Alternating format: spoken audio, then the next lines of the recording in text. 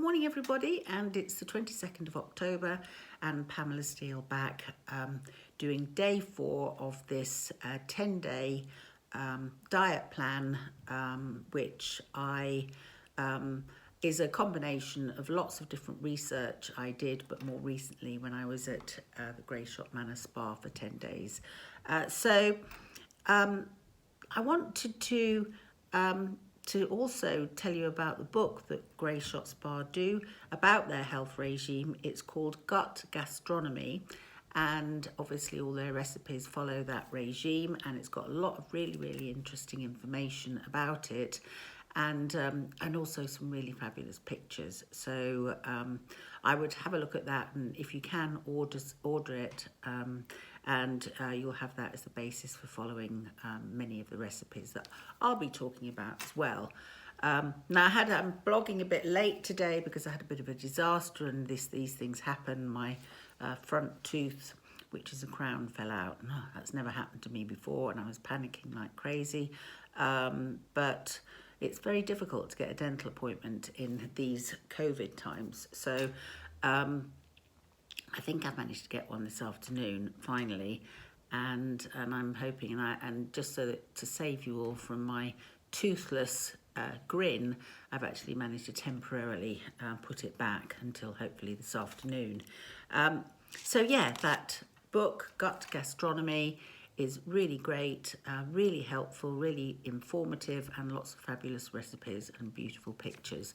But also remembering that if hopefully you looked at chapter 7 of on my website, crisisadvice.co.uk. That's crisisadvice.co.uk, and that was chapter 7, which was all about physical resilience, preparing yourself for times of adversity. And what better times of adversity is this particular time. So what I would like you to do today is to simply do a food log. So what you would do is to write down whatever you eat today, all the way through till tonight, and hopefully you've all started on the hot water, lemon and ginger, or decaffeinated tea first thing in the morning and last thing at night, and what time you eat and what you eat. But actually the most important thing is why you eat. Do you eat because you're hungry? Do you eat because you're frustrated? Do you eat because this is the time you always eat? Do you eat because you're happy? You know, there's all sorts of emotional reasons that you might eat your food. And you know, do you eat? How much do you eat? Do you eat too much, too little? Anyway, I want you to really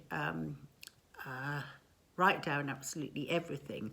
And what we'll talk about tomorrow is more about the emotional side, because I used to run many years ago a 4-week diet plan, and generally it was following all the things that I've been telling you, but there's a lot of new research that's happening, as I said, about gut health.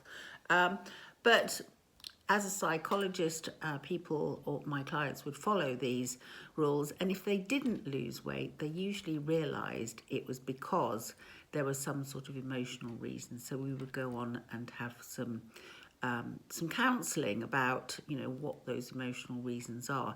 And let's face it, there's lots of emotional reasons at the moment, with either feeling a bit locked down, how many people hate wearing those masks, limited amounts of social activity, particularly those poor people who are up in the areas, Wales, Scotland, North of England, where you're particularly, you know, more locked down than others.